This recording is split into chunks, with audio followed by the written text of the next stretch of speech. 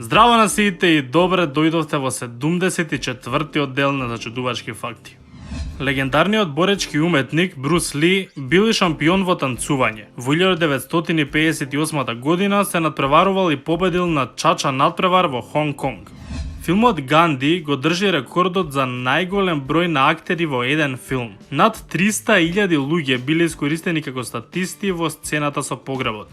Мозокот на Ајнштајн бил украден по неговата смрт. Алберт Ајнштајн починал во април 1955 година од аневризма на стомачната аорта. Тој оставил завет по својата смрт да биде кремиран, но патологот од Принстон Томас Харви при аутопсијата го извадил мозокот на научникот и го сочувал со надеж дека ќе ги открие тајните на овој гений. Откако добил одобрување од синот на Ајнштајн, Харви го исекол мозокот на неколку дела и им ги испратил на разни научници од светот за испитување.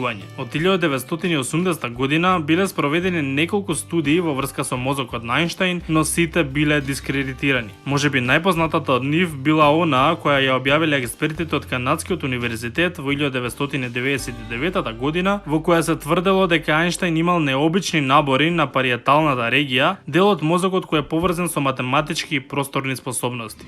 Првиот мобилен телефон во светот чинел само $3,995. Млекото што туку измолзено од крава е 37,8 целзијусови степени.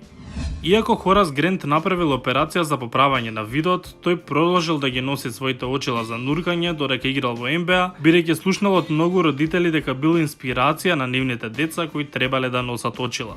Според доктор Р. Норман Харден, експерт за главоболка, 5 до 10% од луѓето во светот никогаш не доживеале главоболка или било каква друга болка на лицето во нивниот живот. Данска не успеала да се квалификува на Европското првенство во фудбал во 1992 година, но на крајот успеала да го освои. Тогашната селекција на Југославија не добила права на учество поради распадот, па на 10 дена пред стартот на шампионатот на данците им било соопштено дека ќе треба да ја заменат. Од 1949 година па се до денес, жените во Кина не го прифаќаат презимето на мажот по венчањето.